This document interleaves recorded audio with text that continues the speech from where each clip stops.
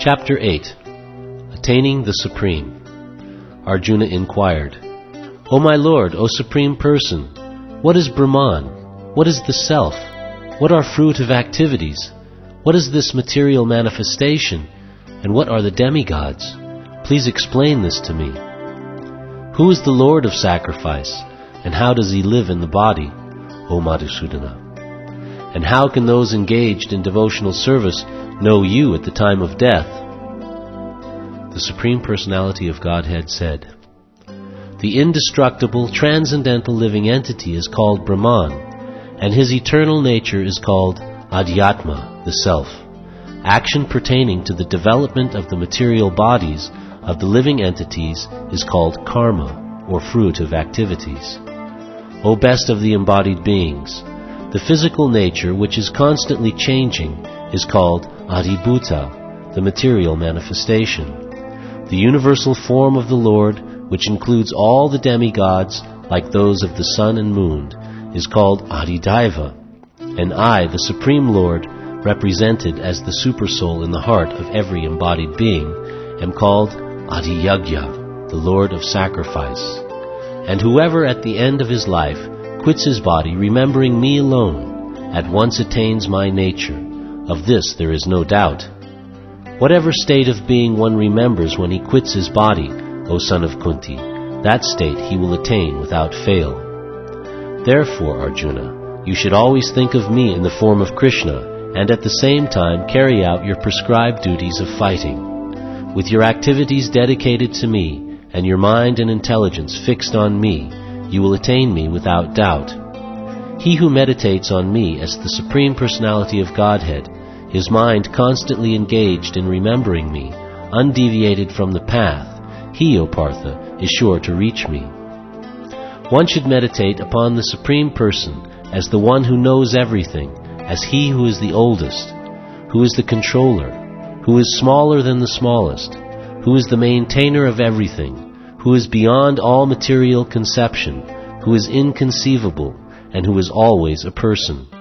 He is luminous like the sun, and he is transcendental beyond this material nature.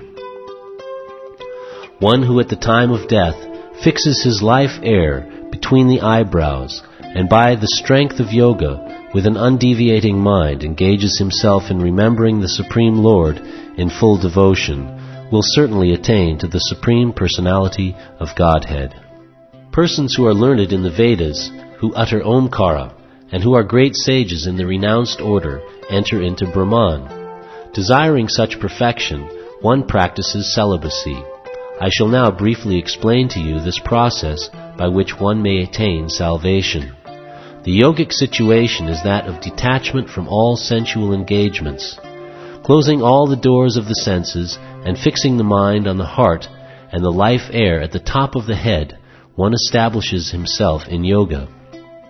After being situated in this yoga practice and vibrating the sacred syllable Om, the supreme combination of letters, if one thinks of the Supreme Personality of Godhead and quits his body, he will certainly reach the spiritual planets. For one who always remembers me, without deviation, I am easy to obtain, O son of Pritha, because of his constant engagement in devotional service. After attaining me, the great souls who are yogis in devotion never return to this temporary world, which is full of miseries, because they have attained the highest perfection. From the highest planet in the material world down to the lowest, all are places of misery, wherein repeated birth and death take place. But one who attains to my abode, O son of Kunti, never takes birth again. By human calculation, 1,000 ages taken together form the duration of Brahma's one day, and such also is the duration of his night. At the beginning of Brahma's day, all living entities become manifest from the unmanifest state, and thereafter, when the night falls, they are merged into the unmanifest again. Again and again, when Brahma's day arrives, all living entities come into being, and with the arrival of Brahma's night, they are helplessly annihilated. Yet there is another unmanifest nature. which is eternal and is transcendental to this manifested and unmanifested matter. It is supreme and is never annihilated. When all in this world is annihilated, that part remains as it is. That which the Vedantas describe as unmanifest and infallible, that which is known as the supreme destination, that place from which, having attained it, one never returns, that is my supreme abode.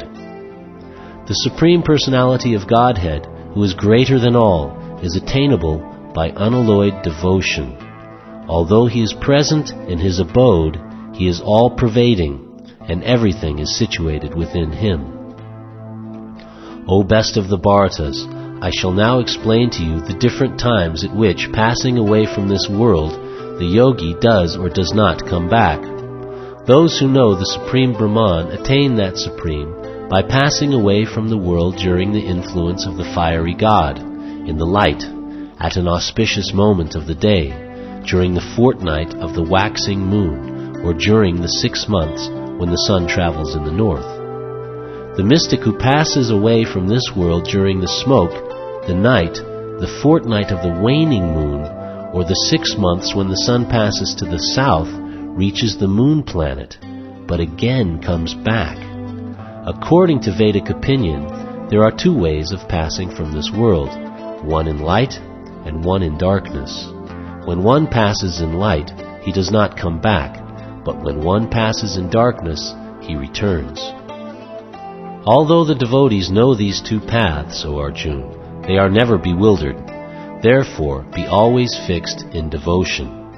A person who accepts the path of devotional service is not bereft of the results derived from studying the Vedas, performing austere sacrifices, giving charity, or pursuing philosophical and fruitive activities. Simply by performing devotional service, he attains all these, and at the end he reaches the supreme, eternal abode.